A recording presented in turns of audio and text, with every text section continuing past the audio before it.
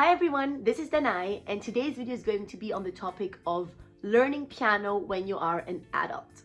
I have been getting a lot of comments from people that are telling me that they are already adults, they have a full-time job, but they want to learn the piano as well. So today I will be making a list of things to look out for, what I think is important, and also covering the topic whether it is possible or whether there is a point when it is too late to start learning the piano. So if you're interested in that, then keep on watching.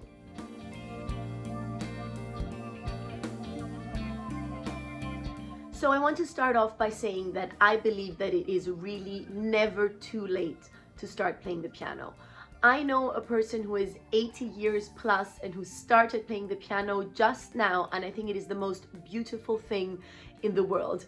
Playing the piano has so many benefits for you. It stimulates so many areas of your brain simultaneously.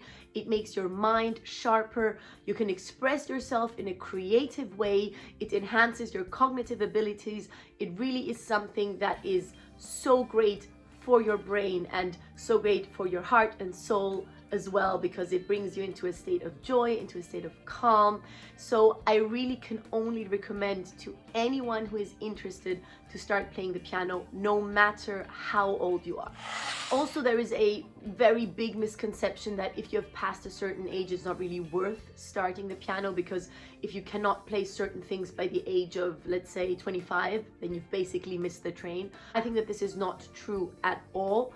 What is important is how many years you have been studying. So if you are 40 years old and you've been studying for 3 years, then this is the progress that you should be looking at. Not how old you are, but how many years you have been studying. Of course, when you're an adult who is working a full-time job, you're not looking to become a pianist. You're just looking to do it because it brings you joy. And that's really the most important thing. And that's what counts. Not playing it because you want to make a lot of money or because you want to make this your job, but because it brings you happiness. And let me tell you a little secret, most concert pianists also don't do it for the money, because there are so many easier ways to make a lot of money than being a pianist. It takes so much dedication, so much energy, so much strength, that you really only do this professionally if it gives you joy. So basically, when you ask yourself, should I start playing the piano? Age doesn't matter. All you have to ask yourself is, will it bring me joy? Will it bring me happiness? Do I love music? And if the answer is yes, then go for it. When you're an adult, you are usually used to being very good in certain fields of your life. You have a job, so you are obviously a professional in certain fields. And this is why adults often strive for perfection. So I would like to mention this in the context of starting to learn the piano when you're an adult. Don't strive for perfection right away. You might be used to hearing quite perfect playing from going to concerts or from listening to CDs, but give yourself time, be very easy on yourself, and take it one step at a time. Don't expect perfection right away, because this might get in the way of your progress. See it as one little step at a time, set little realistic goals, and then within 1 or 2 years, you will be able to play certain things perfectly as well. Now I'm going to get into my probably most important practical tip, and that is practice regularly. Create a practice routine that ideally happens daily. Now, I know that as an adult who also works a different job, who probably has a family and many other obligations, it is always hard to find time. But I really recommend that you try to find time every day, even if it's just a little amount of time. Because let's say that you have 15 minutes every day that you spend at the piano. That is much better doing every day than spending, let's say, if the work week is 5 days, then spending 75 minutes at the piano on one day and then not playing for the other 4 days. I know that the total amount of minutes is the same, but playing every day is so much more fruitful for your progress than practicing a lot on one day and then not at all on the other day.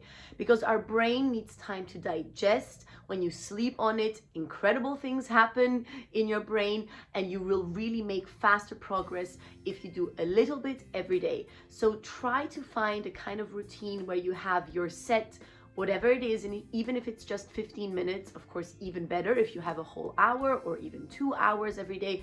But no matter how little the amount of time is, try to ideally find a way to practice regularly, at best daily, and this will ensure so much better results than practicing a lot on one day and then not practicing on the other days. Within your practice routine, I would recommend that you structure your practice in the following way. You have technical exercises, because without a basis of technique, you won't be able to really get far. You need to have the basic technical skills in order to play the piano. So start with technical exercises, then go on to sight reading. If you're someone who is learning to read music for the first time and you have never really gotten into reading notes, you really have to train that as well in order to progress. So sight reading should be part of your practice as an adult. And then the third part is repertoire pieces. So basically learning pieces that you then want to play for yourself or for your friends or whatever you want to do with your repertoire. For the technical exercises, you can find countless videos on my channel where I talk about all kinds of technical exercises. I have posted one video where I talk about technical exercise repertoire, so I can link that in the description box down below if you want to check it out. I cover all kinds of exercise books from different composers, studies, or just simple exercises that I recommend. And you can check out which ones are for beginners. Some are also very advanced, but I also cover the beginner ones, for example, Hanon exercises and things like that. So this is very important that you start with the pure technical exercises. When it comes to sight reading, it's important that you, of course, find very easy but enjoyable pieces to practice your sight reading on. Now, sight reading obviously means that you see the score and then play it immediately. So you have to start very simple. But I would like to say that when I mean practice sight reading, I also mean repeating the piece that you are reading. So maybe sight read it 2 or 3 or 4 or 5 or 6 or 7 times. That way you will create this connection between your brain, your eyes that see the notes, and the feeling of your fingers moving the right way.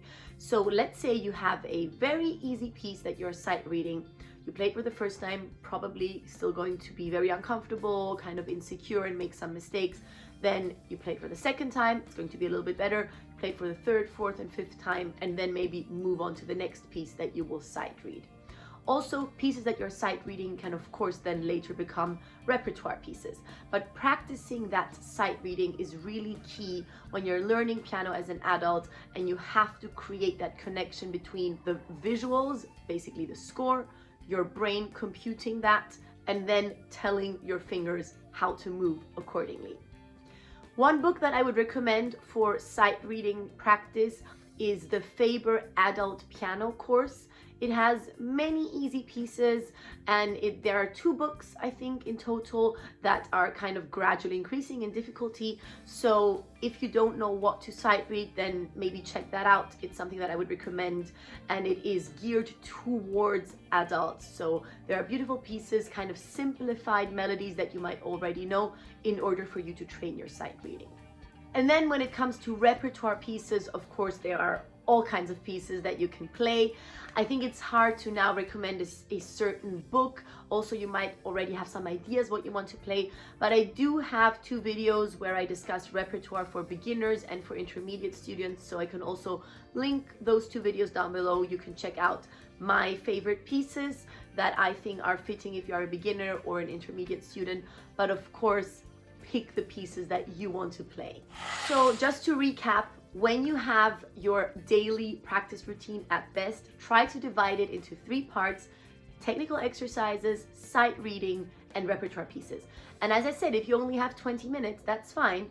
Do, let's say, 5 to 7 minutes of technical exercises, to 10 minutes of sight reading, and 5 minutes of repertoire pieces. And do that every day, and I promise you, you will see progress. As I already mentioned before, I don't really want to say which repertoire pieces are best. If you're looking for recommendations, obviously check the videos out. But what I think is the most important is that you play pieces that you love. It's actually scientifically proven that when we do something that we enjoy, our brain works in a more effective way. So I also noticed that when I play a piece that I really love and that I really enjoy, I just learn it faster than if it's a piece that I don't really love that much or that I find kind of annoying even, then the progress is so much slower. So if you're an adult learning the piano, make sure that you learn pieces that you feel passionate about, pieces that give you joy, that give you happiness, melodies that you know, that you recognize, that you love, or that you just simply find beautiful, because that's going to ensure that you progress much faster. In the beginning, I already mentioned that it is good to take a step back from perfection or from that striving for perfection that adults very often have. And I just want to mention this once again in the context of being willing to make mistakes. Mistakes are not something to be ashamed of or to be annoyed about or to think, oh, I'm not progressing. Mistakes are incredibly important. Mistakes are what we learn from. So be willing to make mistakes and learn from them. The mistakes show you where you have to practice into a different direction, where you might still be lacking practice or certain skills. So be happy when you make a mistake because it shows you which direction to go to next. Another thing that I really want to stress is get yourself the best possible teacher that you can afford, that is close to you. Having a good piano teacher really is key to progressing. I am so grateful to all the piano teachers that I had, starting with my amazing music school teacher to my 2 professors that I had at university when studying piano. The teacher really can show you exactly where you're missing something, can pinpoint you to a direction, that something that you might miss if you're just practicing by yourself. So if it is possible in any kind of way, then get yourself an amazing teacher. And if for whichever reason you cannot get a teacher because there is no teacher close to you or because you cannot afford it, then I would recommend that you record yourself and watch these recordings. Listen to them if it's an audio recording, or if it's a video recording simply with your phone, then watch them and try to be your own teacher, because we really notice so many things when we listen to ourselves or watch ourselves from the outside rather than listening to ourselves while we're playing. I also do that as a preparation for concerts sometimes, and I'm always surprised when I see some things that I'm doing because I don't realize it while I'm playing. So if you cannot have a teacher for whichever reason, then record yourself during your practice and be your own teacher. Try to be as objective as possible when you're judging yourself and your progress, and that can also really go a long way. And then finally, my last piece of advice for you would be, don't wait, just start now. Now is the time to start, especially if you have been thinking about it for a longer amount of time.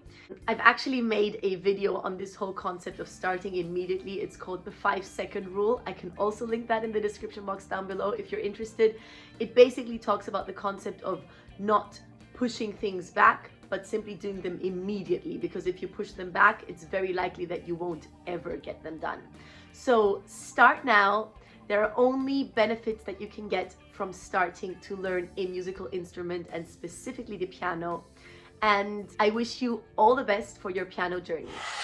Thank you so much for watching. I hope that you found this helpful and interesting. And don't forget to like and subscribe. That would help me a lot. And I will see you again next week. Bye.